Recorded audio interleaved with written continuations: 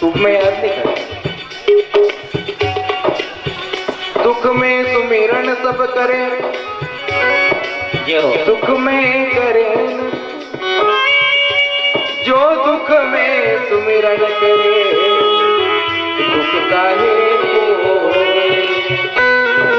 ओम नमो भगवते वासुदेवाय, ओम नमो भगवते वासुदेवाय, ओम नमो भगवते वासुदेवाय, ओम नमो भगवते वासुदेवाय। जैसे परमात्मा का नाम लिया कच्छप रूप लेकर के आया, बोलिए कच्छप भगवान की जय हो। ओम नमो भगवते वासुदेवाय, ओम नमो भगवते वासुदेवाय, ओम नमो भगवते वासुदेवाय, ओम नमो भगवते वासुदेवाय। अब रवै को इंतजाम तो अब बिना रस्सी के समुद्र को मंथन करता हो, डोरी भी जाए खींचवाई। किसके पास में गए? वासुकीनाथ के पास। जय हो जय हो बड़े भैया। वही धीरज के टाइम पे साहब वासुकीनाथ के पढ़ो भैया, अन्यों कहीं घर पे नजर आई जाए तो जो नाग पंचमी पहनने पे तो अपन खूब उड़ के दूध चढ़ावन, कहीं कहीं चढ़ावन, कहीं कहीं चढ़ावन, भाई चांद अगर जो घर में नजर ही जाए मोटी लठ ले जा। ओम नमो भगवते वासुदेवाय, ओम नमो भगवते वासुदेवाय, ओम नमो भगवते वासुदेवाय, ओम नमो भगवते वासुदेवाय, ओम नमो भगवते वासुदेवाय, ओम नमो भगवते वासुदेवाय। तो वासुकीनाथ की रस्सी बनाई और वासुकीनाथ का मुंडा अड़िपून लगी। एक समस्या है, भगवान ने बोला कि देवताओं तुम बड़े कुल के लड़के हो, वासुकीनाथ के मुंह तरफ लगना। असुरों तुम निम्न कुल के हो, पूंछ की तरफ लगना। असुरों ने की क्या हमने नीचा कुल का गई, मुंडा आड़ी तो हम ही लगा।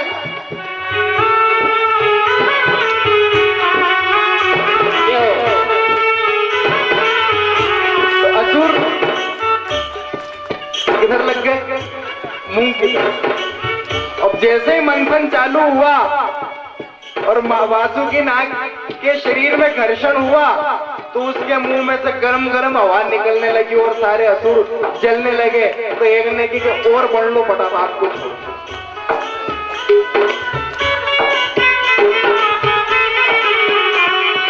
ओम नमो भगवते वासुदेवाय, ओम नमो भगवते वासुदेवाय,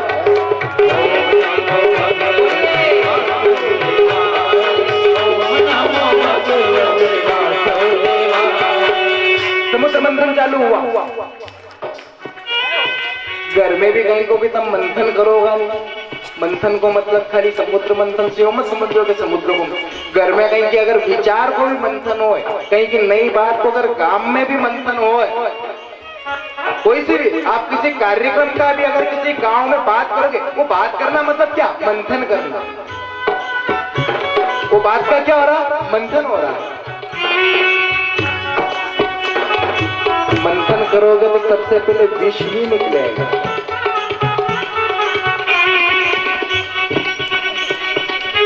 नहीं करना कहीं भी थोड़ा पैसा बगाड़े, कहीं वही भागवत जी करवा से नहीं करा, नहीं भागवत जी कहीं ये विष है, यही विष है। और एक तो विष को पीना पड़ता है, विष को, और जो विष को पीले वही शंकर। घर का मुखिया कैसा होना चाहिए? शंकर भगवान जैसा होना चाहिए। मुखिया मुख तो चाहिए खान पान को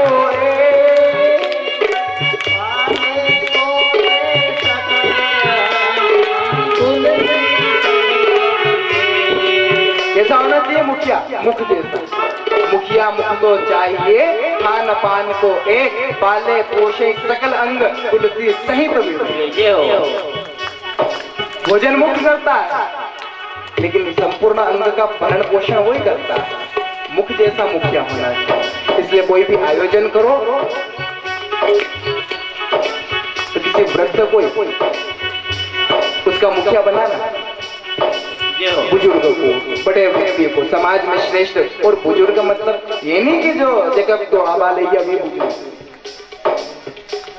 हमारे को सर के मुत्रो बड़ो ज्यादा उम्र नहीं होगा। बात भी एक आदमी ऐसा है जो कि हमारे बाग है भागीरथ बा तो बात थोड़ी है। कौन सा पूछे कि तमन के भागीरथ बा क्यों आपको देखिए बात ऐसी करें तो इसका मतलब ये नहीं कि केवल सफेद बाल आ गए तो वो बूढ़ा व्यक्ति वही बुजुर्ग जो बातें ऐसी करे, जो श्रेष्ठ बातें करे, अच्छी बातें करे वो बुजुर्ग। ओम नमो भगवते वासुदेवाय, ओम नमो भगवते वासुदेवाय, ओम नमो भगवते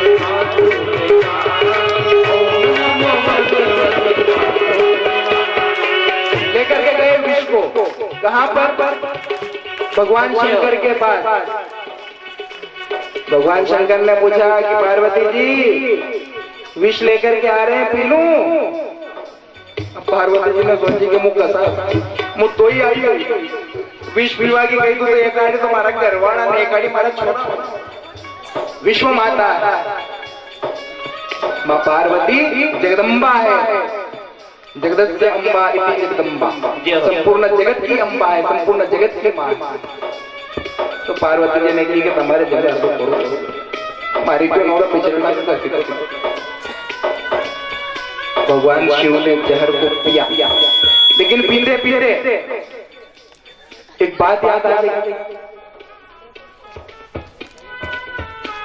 क्या बात याद है? मेरे हृदय में तो भगवान राम विराजते हैं और मैंने जहर पी लिया और हृदय तक अगर जहर चला गया तो मेरे प्रभु को श्रम होगा। क्या करा? राम नाम का संपुट लगाया। रा कहते ही मुंह खुल जाता है और म कहते ही मुंह, रा कह करके तो विष पिया और म का ढक्कन ऊपर से लगा लिया तो रा और म दोनों के बीच में जहर को ओम नमो भगवते वासुदेवाय, ओम नमो भगवते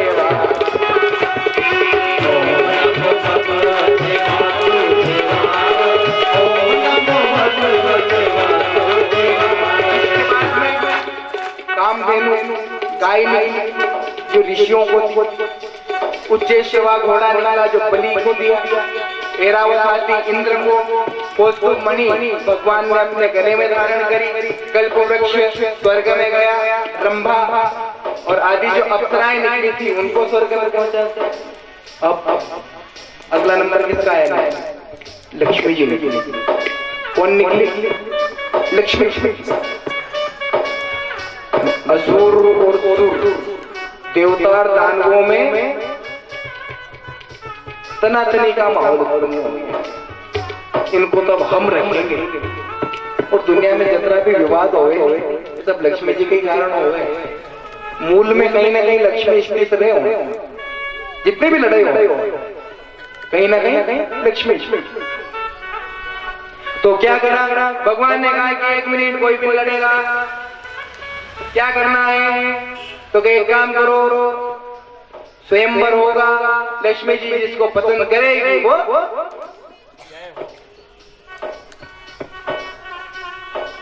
बोले ठीक कोई प्रॉब्लम। सभी लाइन से बैठे। लाइन से बैठे, एक तरफ तो देवता बैठ गए, एक तरफ असुर बैठ गए।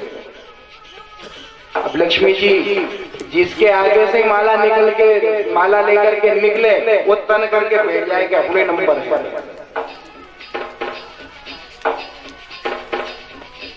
लेकिन कुछ न कुछ सभी में कमियां निकली। दुर्वासा जी के सामने गई, बोले बहुत सिद्ध महात्मा है, लेकिन एक कमी, रीस गणिया है। थोड़ी की रीस नहीं लगे, शाप हाथी बन जा, घोड़ा बन जा, कहीं भी बने। आगे गए अपना बोले बहुत बैठा उन्हीं लाई शिव जी को देखा लक्ष्मी जी ने, बहुत ही दिव्य है, नीलकंठ होकर के बैठे। जो जहर पिया, जहर कहाँ रखा? गले में, इसलिए उनका कंठ कैसा हो गया? नीला। बोलिए नीलकंठ भगवान। तो देखा है कि हाँ ये तो दिव्य पुरुष है, अच्छे हैं, लेकिन एक अण में भी खामी है, कहीं कि अमंगल वेश। कैसा वेश है? अमंगल है, अच्छा वेश नहीं है। सांप बिच्छू लटकाया करे, गला में मुर्दा की बसम लगा, और तो सभी दिव्य गुण है, पर एक दुर्गुण। आगे गई लक्ष्मी जी, लेकिन जो भगवान विष्णु थे वो किसी भी लायक नहीं, वो अलग ही बैठे हुए थे। लक्ष्मी जी ने देखा है कि हाँ ये बड़े दिव्य पुरुष हैं, एक खामी तो अन्न में भी है। लक्ष्मी जी सभी में खामी कहीं ना कहीं तो ढूंढ ही ले, लेकिन इनमें क्या खामी? तो और तो सभी मारे गुड़ के देख रिया था, खाली ये देख नहीं रिया या खामी। तो लक्ष्मी जी का विवाह हुआ किसके साथ में? विष्णु के साथ में। बोलिए लक्ष्मी नारायण भगवान की जय।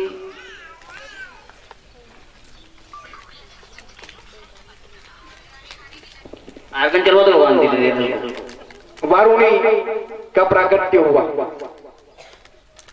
जिसको असुरों को दे दिया। भगवान ने क्या तुम्हारे काम किया, हमारा तो काम की भी। इसके बाद में साक्षात धन्वंतरी भगवान अमृत का कलश लेकर के प्रकट हो गए। बोलिए धन्वंतरी भगवान की जय। और जैसे ही अमृत का कलश निकला, जो असुर लोग थे वो अमृत का कलश छुड़ा करके नो तो गया भाग गए। देवताओं ने मुंडो ही देखता रही है,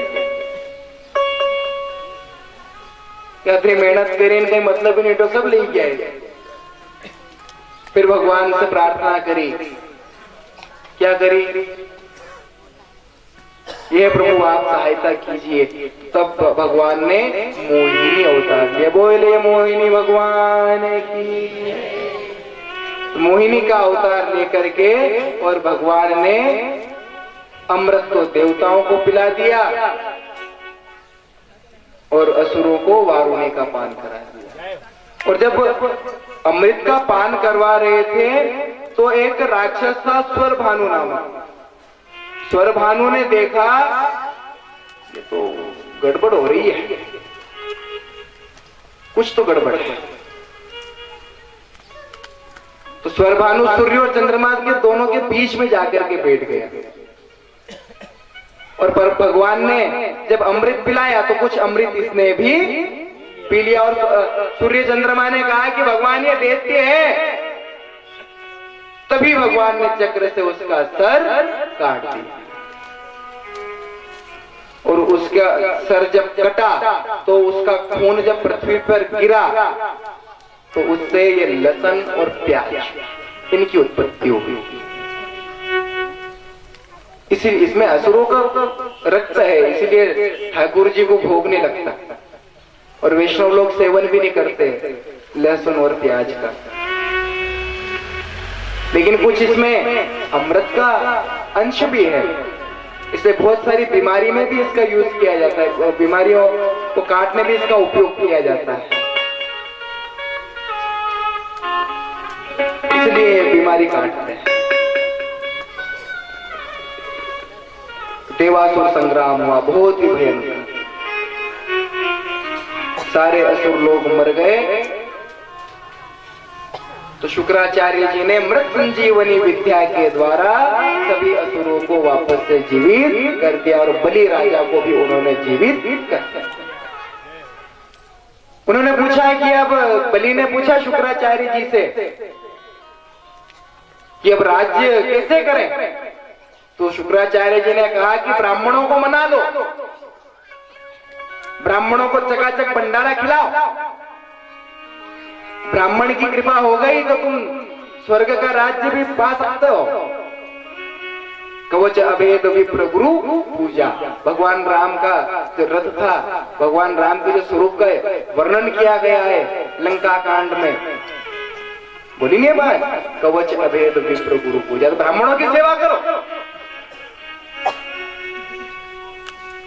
तो ब्राह्मणों की सेवा करी तो ब्राह्मणों ने एक ऐसा रथ बना दिया कि उस रथ पर बैठ करके अगर कोई युद्ध करे तो वो युद्ध हारे ही नहीं, ऐसा रथ बनाया। और उस रथ पर चढ़ करके इंद्र ने संपूर्ण त्रैलोक्य पर विजय प्राप्त कर ली। बलि ने संपूर्ण